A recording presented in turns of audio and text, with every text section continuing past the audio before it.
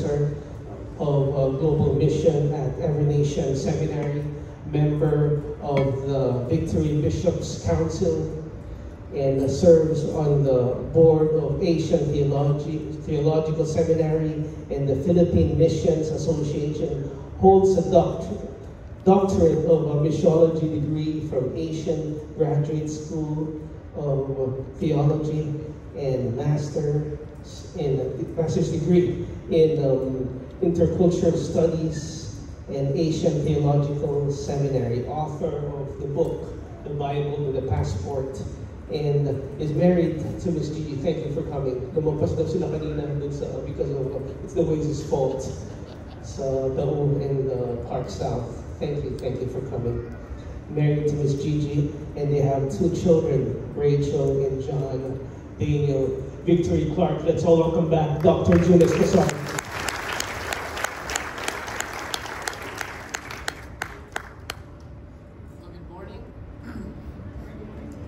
Good morning, everyone. Good morning. So excited to be here to bring the Word of God to you. It's always a pleasure, a joy, and even though I am not here often, I am glad I could come visit and just to have this time with all of you. I wanted to thank, of course, Pastor Jerome for the invitation. Pastor Jerome and Therese are a gift to our movement. This region, this church has never been better because of their leadership. Can we just give them a big hand? Thank you, Pastor Jerome, again. Thank you guys for your generosity. Your church not only blesses this congregation, but you're a blessing to this entire region. So thank you. I pray God will bless you more above and beyond what you can even imagine. And also, I just wanted to highlight also, thank you, Pastor Jerome, and of course, our Victory Clark and maybe this region for adopting and spearheading our work in Italy. Come on, give a Lord a hand for that. This nation is not just any nation, it's a birthplace of many things. The cradle of civilization, in a sense. This is one of the greatest empires that have ever lived and ruled is in Italy, and I'm just excited for us to be able to go there. When you think of Ferrari, Fiat, these are all made in Italy, and of course it's a member of G7. It's a powerful nation, and I look forward to the day when we will be in every major city of Italy as well. Amen? So please, thank you. Thank you for the initiative. Thank you for your prayers. Thank you. I believe you will send out people there one day, and maybe you can go yourself some short-term mission trips to be able to bless that nation. Quick update for my family here, 2 adult children.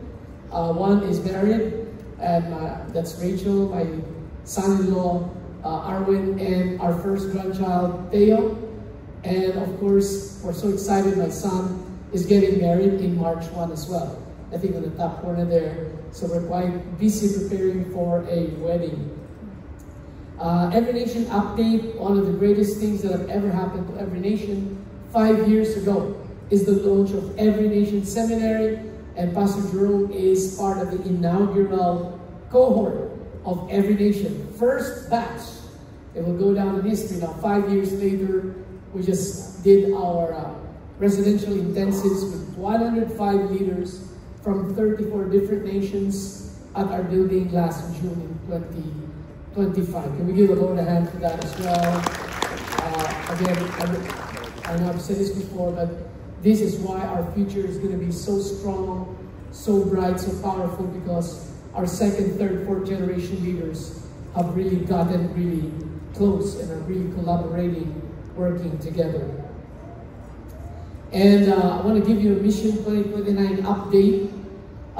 Effective this year, I've moved from being president of Every Nation Seminary after serving for 4 years to become the global director for Mission 2029. What is that?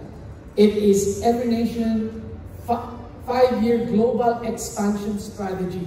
That's why we have Italy as one of our targets. And the goal is to be able to establish campus reaching churches in at least 20 new nations by 2029. That's a 5-year expansion program. I say at least because I find 20 very little. I'm hoping to double that by 2029. Hopefully, we will be in 110 nations by the grace of God. So, we're excited now. So, that's Mission 2029. We just started only last March. The operation began officially last March. And that's barely, 8 months now. And already, we have reached 5 countries. Can we show that? Yeah, there you go. We have, the latest one is Ecuador. We have Kenya, Madagascar, the Maldives, which boast of being 100% Muslims, but not anymore, because 4 local Maldivians have given their lives to Jesus. 2 of them are coming to the World Conference this coming March. And another one is Morocco, which is 99% Muslims. And now we have a thriving church in Rabat and Casablanca. Can we give the Lord a big hand for that as well? Also, not only that, the reason I'm so confident we can have more, because we have currently 20 active ongoing outreaches. When will that become a church? As soon as they meet weekly, and as soon as there's an ordained pastor, that becomes a church. So we have 20 of them, and the capitalized nations are the nations that Philippines adopted. Egypt. Next week, Pastor Nell will go to Egypt. And actually, this is not the first time we've been, maybe this is our 5th trip already, going back and forth to Egypt. Soon that will become a church. Azerbaijan, Italy, Guatemala, of course, these are, and then Georgia, Honduras, and Solomon Islands are accidentally within our scope as well, because God had opened doors, even though we've only adopted 5 countries. So these are active. Please, Argentina will begin January 2026. So let's pray that these active outreaches will soon become full-blown churches. Amen? And then not only that, we have another 28 countries that are planned outreach, meaning it's been strategized, it's been visited, pero wala pa, the work has not officially started. So if you add 28 plus 20, that's already 48, plus 5, that's more than 50. So I am hoping that we will, kahit na maka-40 lang tayo, 35, that would be really amazing. So can you imagine at the World Conference, we will see Moroccans, Maldivians, Kenyans, new nations will be represented at our Go Conference this coming March. You will see them. Praise God. Can we give the Lord one more big hand for that? All right. So I'm really honored to speak on our week 2 of the series, You Are What You Eat. At first glance, you thought it's a health series. It's about taking care of your body. But it is really about the importance of the Word of God. Aren't you glad God gave us the Bible? We are not left in the dark to figure out who He is, what He wants, and how we should live our lives. Aren't you glad that God has given us His Word, everything we need to know about His will for our lives? So spiritually, the reason why it's called You Are What You Eat, because what you whatever you consume shapes your inner life. May mga term tayo narinig, garbage in, garbage out. What you put in comes out of you. If faith is what's coming out of you, that means you feed yourself with the Word of God. Faith comes from hearing the Word of God. Man does not live on bread alone, but by every word. When your outlook, despite all the problems that's happening, if your outlook is not fear, you are full of faith. You see opportunities in the midst of terrible darkness, is because you feed yourself with the Word. But if you're anxious, you're worried about the future, it's because you feed yourself with a lot of trash that's coming from the news. I like news. I don't filter. Some people, they just want to have anything to do with news. Now, okay, iba po tayo. Ako wala akong problema sa mga ganyan. Di ako addicted sa mga ganyan bagay. Pero gusto ko lang malaman. Minsan gusto ko lang malaman how dark sometimes people get into, how trashy it is, just so that we know what message we need to preach to get people out from that situation. if your life is governed by anxiety and fear, uncertainty, and all of that stuff, is because you lack the input of the Word of God in your life. Spiritually speaking, you become what you continually feed your soul. So that is why we need the Word of God. Only the Word of God produces the kind of life that God intends for us. God's Word also is not just important, it is fully sufficient. Because it's the only food that produces godliness and wisdom and strength and purity and maturity in our lives. Kaya kailangan natin yung Word.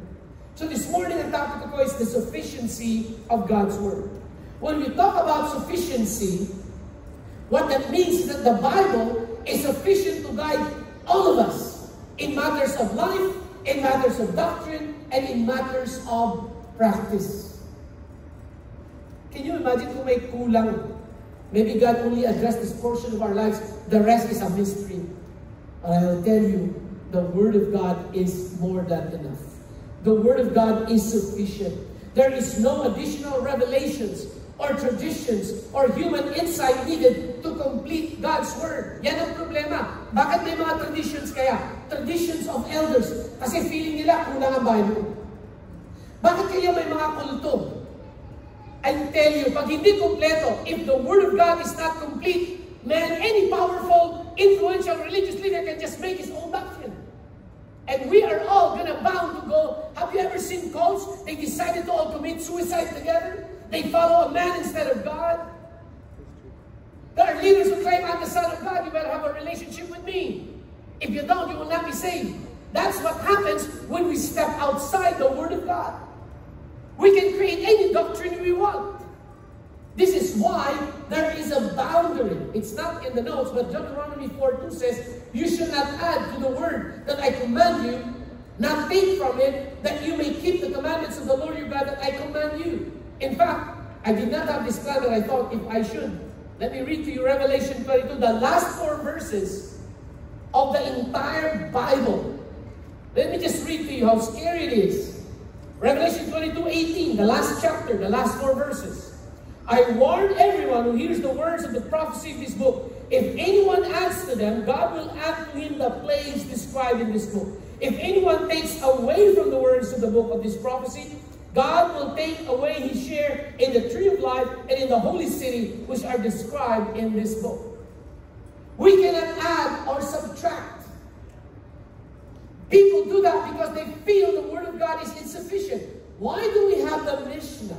The Jewish people are supposed to be stewards of, they're called experts in the law. They should be thoroughly acquainted with the law of God. But why is there an addition that sometimes supersedes the authority of Scripture? Because sa palagay nila kulang, kaya gumawa sila ng commentary. And the commentary became more authoritative than the Bible itself. The Word of God is the final authority for our values, our conducts, our beliefs in every way. So let's all stand to our feet as we read God's Word for our text. Psalm 19, verse 7 to 18. Psalm 19, 7 to 8. The law of the Lord is perfect, reviving the soul. The testimony of the Lord is sure, making wise the simple. The precepts of the Lord are right, rejoicing the heart. The commandment of the Lord is pure, enlightening the eyes. This is the word of the Lord. You can go ahead and take your seats. There's a story told of a man who kind of wandered off and got lost in the desert.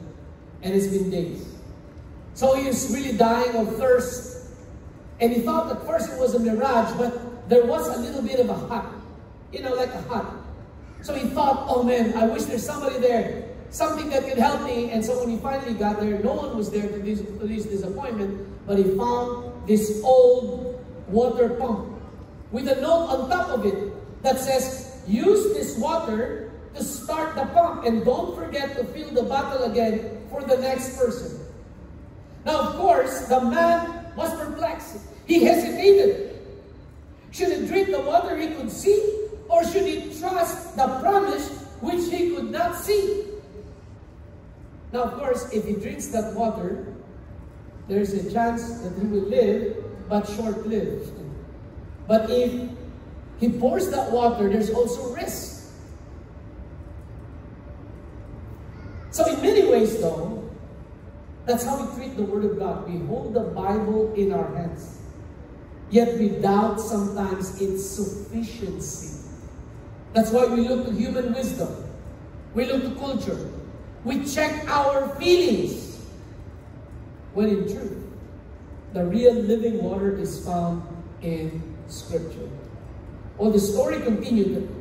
The man decided to trust the note. So he poured water into the pump. Then he started pumping with hope. After a few tries, water began to flow. Cool, fresh water. He drank as much as he wanted. His mind became clear again. He then refilled the bottle and tied it back to the roof just as the note had asked. And sometimes the application of this, sometimes we thought the Word of God is only for us, but it is also for other people. Amen? We who are refreshed by the Word, we end up refreshing others as well. While doing this, he noticed another glass bottle. Inside was a pencil and a map showing the way out of the desert. But then, just before he went, he added another note that says, "Believe me, this hand pump works," because it was a first-hand experience. The text we read, Psalm 19:7, declares boldly that God's Word is sufficient.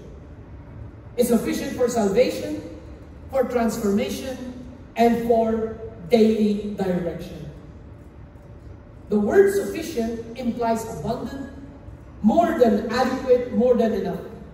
So the scripture itself is very straightforward. So let me share 4 insights based on the 4 descriptions that was given to us about the sufficiency of the Word of God. Number 1, the Word of God is perfect.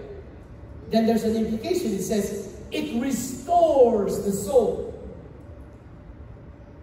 The Hebrew word for perfect, taumim, means it's complete, it's flawless, it lacks nothing, it's whole, and it is sufficient. So God's Word does not need to be supplemented by human philosophy or new revelation. Yun na nga. Pag parati tayo may new revelation, kung may revelation man, para yung pastor, yung may mga prophetic, may mga insight. Ang guideline natin, it should not supersede the authority of Scripture. Pag may revelation ka that conflicts with truth, guni-guni mo lang yun. It just originated from you. It should be consistent with the Word of God. It should not, kaya ang rule ng interpretation natin sa hermeneutics, Scripture interprets Scripture. It's validated by truth. Hindi po pwedeng, kaya nga kayo, dahil witness kayo ng Holy Spirit. Remember, God said, I will give the Holy Spirit, who is the Spirit of truth. He will be with you forever. Kaya kung may nagtuturo, at medyo labas, kahit hindi ka pa familiar Scripture, may check ka agad sa Spirit mo because the Holy Spirit is telling you there's something wrong here. Something is wrong. Amen? Because the Holy Spirit God's given us is Spirit truth. The Word of God has everything necessary for spiritual renewal. Because it is perfect, it lacks nothing needed. So that we can know God, we can live a godly life, we can understand salvation, we can walk in wisdom. And because the Word is perfect, it says it revives the soul. Reviving the soul means God's Word restores, God's Word refreshes, it also brings healing and breathes life into us emotionally, spiritually, and morally, especially these days. The moral lines are blurred completely these days. Revive implies that the Word has restorative and life-giving power. What did Jesus say about His Word? My Word is living. My Word is living and it is life. Amen? My Word is spirit and they are life. The Word of God in Hebrews is described as living and active. It's not a dead literature. It's not a historical piece of just something you read. It is alive. You know, once upon a time we were, you know, I can write an entire book on just casting out demons.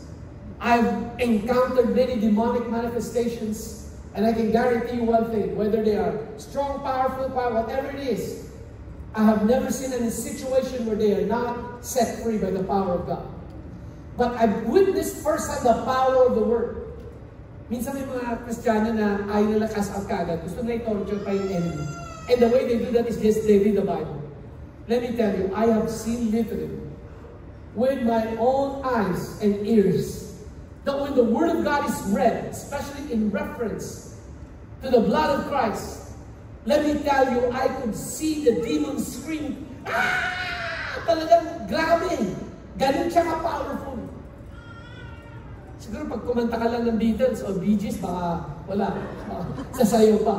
Pero pag Word of God ang binasa mo, talagang grabe yung power. It has life-giving power. It can bring back what sin has broken, what weariness has drained, what despair has darkened.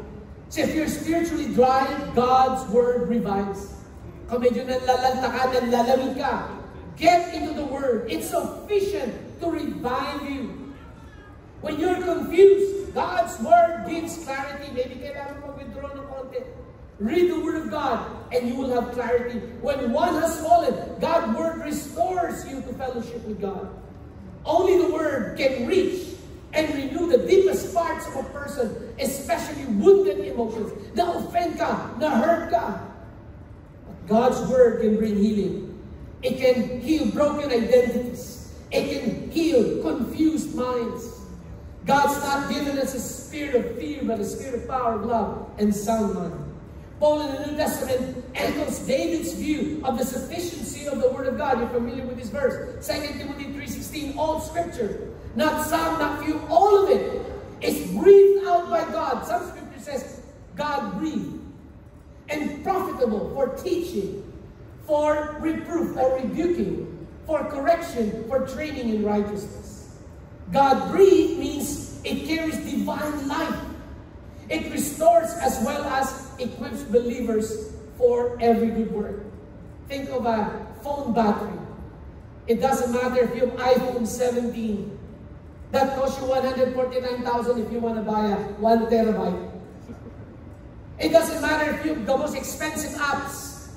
Pag walang baterya yan, walang pakinabang yan. Amen ba? You have to be connected to the true power source of life. If your soul feels weary, don't look first to entertainment, to distraction. Iba sa atin, Netflix kagad. Tapos magpapagawa pa ng maraming mga popcorn, lalaki. Talaga to. Relieve ourselves. No, you go to the Word of God. Amen? If your soul feels weary, that's what you need to do. Open the Word. Let it speak life into you again. Second, the Word of God is trustworthy. It makes the simple wise. David continues, the testimony of the Lord is sure, making wise the simple. The word testimony refers to God's witness about Himself and about His ways. Many Bible versions use the word trustworthy instead of sure, but it means one and the same. Which means God's Word, including His promises, commands, instructions, unchanging, instructions and revelation, they are steadfast, they are reliable, they are unchanging, and they are dependable. Gusto ko yung the way NIV frames it, because it calls it the precepts, the commandments, all of that. He gives 40 different descriptions of the Word. So it means you can build your life on the Word because it will not mislead you. In a world where opinions shift, especially morality, what God calls wrong, people call right. Right? Identity, truth. God's Word stands for guidance, for correction, for truth. You never have to question whether God's Word is telling the truth. It is fully trustworthy source of truth in a broken world. Then it says, it makes the simple wise. Simple here doesn't mean foolish or unintelligent. Sometimes it only means open and teachable. So that's a good thing. Or maybe somebody who lacks the experience or direction, matatawag natin na young pa, not so fully mature, but it is not necessarily referring to a foolish person or someone who has not yet learned the principles of godly living. That's what simple means. So the Psalm says that when a person is humble, when a person is teachable, and listens to the word, it makes them wise. Not just intellectually, but spiritually and practically. They become street wise. In Scripture, wise or wisdom means knowing how to live in a way that pleases God. Being able to make the right choices, avoiding destructive paths, becoming skillful in everyday life, and seeing life from God's perspective. Again, Paul validates this point in 2 Timothy 3:14-15. But as for you, continue in what you have learned and firmly believed. Knowing from whom you have learned and how from childhood you have been acquainted with sacred writings, which are able to make you wise for salvation through faith in Jesus Christ. We have to be firmly established on the basic foundations of the faith, not being blown and tossed to and fro by every wind of doctrine that comes along, but solidly established in God's truth. Paul tells Timothy that the Scripture are able to make you wise, not just smart, but make you wise unto salvation. That's true wisdom. True wisdom is knowing how to live in light of God's truth, how to apply God's truth. The Bible doesn't just inform, it transforms. Not just filling our head with head knowledge, not just hearers of the word, but doers of the word. So let God's word be your compass, not the culture. Don't adjust the Bible to fit your life. Adjust your life to fit the Bible. Amen? Third is the word of God is right. Aren't you glad? Minsan kasi ang problema natin, pag nag-aaway-aaway tayo, sino ba tama? Aren't you glad the Word of God is the final arbiter, the final authority for what's right? And that puts us in a good place, thank God. Even man sometimes can be dissuaded. Even sometimes man can err. But God's Word never errs. It brings joy to the heart. David says, the precepts of the Lord are right, rejoicing the heart. Other version says, or giving joy to the heart. God's commands are not burdensome, they are beautiful. His instructions leads us to straight paths as compared to crooked or to a confusing one. In fact, the word right in Hebrew, yashar, it means straight, it means upright, morally correct, pointing us to the right direction. Aren't you glad the Word of God is right? Amen? When the psalmist says God's word is right, it's telling us that God's command is never misleading. His principles align with what is good and what is true. God's instructions always points us to the right way to live. Then it says it brings joy to the heart. The Hebrew idea of joy here is deep inner gladness, not shallow happiness. Malalim. It brings joy to the heart. When we walk in the ways of God, there is deep, lasting joy, not just fleeting happiness. In fact, it's that kind of joy that comes from confidence that your life is on the right path, that God is pleased with your choices. You know, we may not have all the money in the world. We may not have all the luxuries. When you know you are walking in obedience to God, there is a sense of joy and satisfaction. You don't envy the ones that have all of these conveniences of life, because the joy comes from our obedience. It means your life is in alignment with God's will.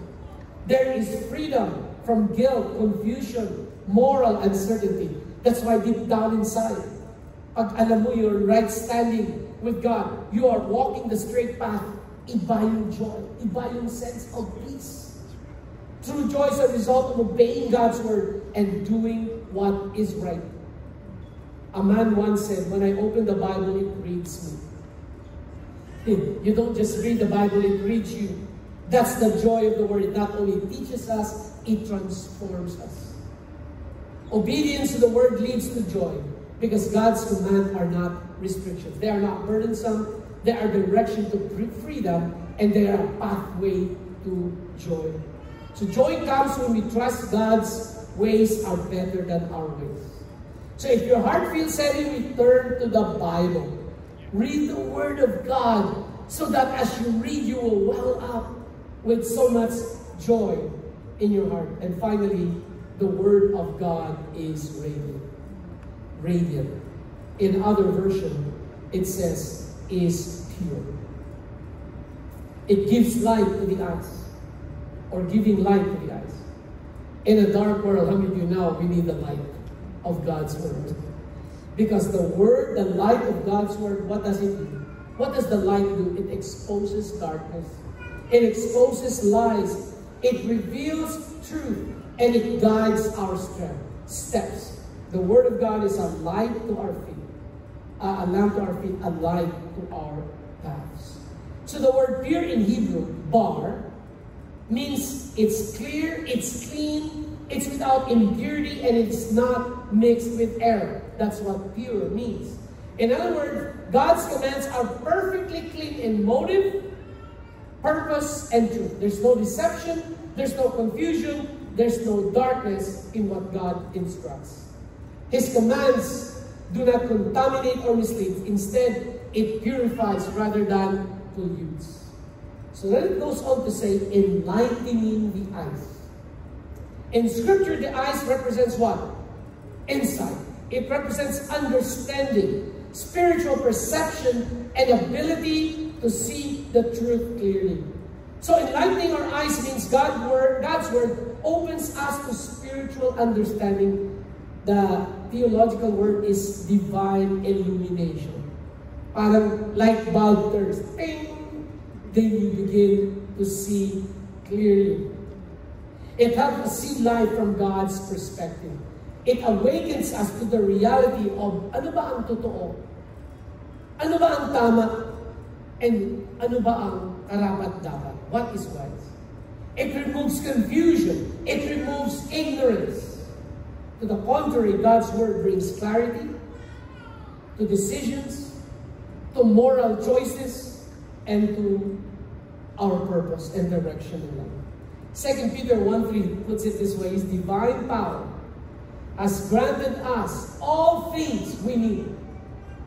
All things, that's sufficiency, that pertains to life and godliness, through the knowledge of Him who called us to His own glory and excellence.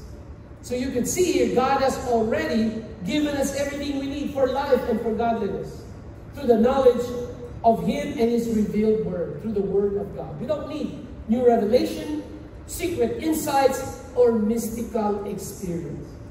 If somebody approach you and is telling you, kaya nga daming na-dissuade. May term tayo, cults, may term pa tayo, occult. Occult are secret, mystical arts na para bang, yung mga Bible, mga pang grade 1 lang yan. Ito mga cult, ito yung mga panghayan. Kaya tayo naman, sunod na sunod. But that is absolute deception. The Word of God is the final authority. Amen? The Word is sufficient to illuminate our path. During World War II, I don't have the right picture, but soldiers use small lamps covered by filters to see at night without necessarily giving away their position. Of course, in modern day warfare, we use night vision goggles. Ganun, kahit madilim, nakakita kung nasaan yung mga kalaban. The Word works like that. It may not light the whole battlefield, but it gives us just enough light for the next step. Amen ba? Enough revelation. You may not see everything God is doing right now, but His Word gives you enough light for today. So walk by that light, and He will guide you further and further and further. You might not have the whole picture of your life journey, but as we walk faithfully in the light of God's Word, hindi din tayo nawawala because the Lord just gives us enough light to guide us where we need to go. Amen? So, walk by that light and He'll guide us further. So as we end, the world says you need more experience, more opinions, more voices, but God says God's Word is enough. It revives the soul. It makes the simple wiser. It brings joy to the heart. It gives light to the eyes. What more do we ask from the Word of God? It is more than sufficient. Like the traveler in the desert, you can drink the little you have now or trust the promise and pour it out in faith. If you trust the Word, you will find a well of living water that will never ever run dry. So let Scripture be your daily food, not just your emergency medicine. Let it be your daily sustenance. When you need comfort, go to Psalms. When you need direction, go to Proverbs. When you need hope, go to the Gospels. I don't know how your reading plan is. January is fast approaching. I hope you select one that has the combination of Old Testament, New Testament, a combination of Psalms and Proverbs. That's what I read. I have all 4 of those died. And it's up to you how you read it. It's still the Word of God. But I like it, especially now I'm reading Ezekiel. Come on, man. It's tough both to read because it's all seasons. But when I go to Psalms, at least may balance it. Amen? Hindi masyadong mabigat lahat. When you need strength, go to the epistles. Every word of God is sufficient and it is alive. Amen? Let's close with a word of prayer. Are you grateful that the Word of God is sufficient? God gave us His Word. Father, you are good. Thank you, Jesus. Thank you for your perfect, trustworthy, right, and radiant Word. Forgive us for times we've neglected or doubted its sufficiency, Lord. So, Father, we ask you to revive our hearts through your Word. Teach us to live by every word that comes from your mouth. That's like Matthew 4:6. May your Word dwell richly in us, shaping our thoughts, guiding our steps, filling us with joy. Father God, I just pray, Lord, every one of us here have the capacity to receive from you. Not just pastors, Lord God, anybody, even a new believer. Thank you, like your Word says, like newborn babes crave the spiritual milk of the Word. And Father, I ask that you reveal yourself to them in a powerful way. Let them discover your eternal life-changing truths that they can take, that they can anchor their lives. That no matter what storms comes around, no matter what challenges, we are firmly established in the solid rock of the Word of God. Thank you, Lord, that your Word is fully sufficient for us to know you and to live a life that pleases you. That is my prayer for every single person in this room. I pray your blessings upon them and their families and everything that they put their hands to do. May you be honored and glorified in and through their lives. In the name of Jesus we pray, and all God's people say, amen, amen, thanks be to God.